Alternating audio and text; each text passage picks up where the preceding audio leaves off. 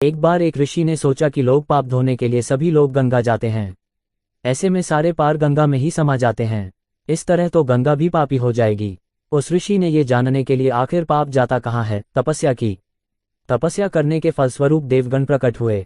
तब ऋषि ने उनसे पूछा कि गंगा में जो पाप धोया जाता है वह कहाँ जाता है। तब भगवान ने कहा कि चलो गंगा जी से ही पूछते हैं इस बारे में। ऋषि और भगवान दोनों ने ही गंगा जी से पूछा कि हे गंगे, सब लोग तुम्हारे यहाँ पाप धोते हैं तो इसका मतलब क्या आप भी पापी हुई। तब गंगा ने कहा कि मैं कैसे पापी हो गई, मैं तो सभी पाप लेकर समुद्र को अर्पित कर देती हूँ। इसके बाद ऋषि और भगवान समुद्र के पास गए और उनसे पूछा कि हे सागर, गंगा सभी पाप आपको अर्पित कर देती है तो क्या आप पापी हो गए। तब समुद्र ने कहा कि वो कैसे पापी हुआ, वो सभी पाप को भाप बनाकर बादल बना देता है।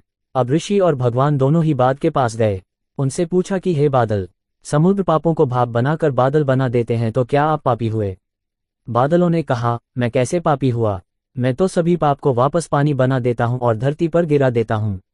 इससे ही अन्न उपजता है, इसे ही मानव खाता है। उस अन्न में जो अन्न जिस मानसिक स्थिति से उगाया जाता है और जिस वृत्ति से प्राप्त किया जाता है और जिस मानसिक अवस्था में खाया जाता है, उसी के आधार पर मानव की मानसिकता बनती है।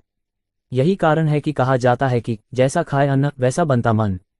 जिस वृत्ति से अन्न प्राप्त किया जाता है और जिस मानसिक अवस्था में खाया जाता है, वैसा ही विचार मानव का बन जाता है।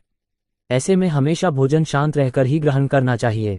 अन्न जिस धन से खरीदा जाए वह धन भी श्रम का होना चाहिए।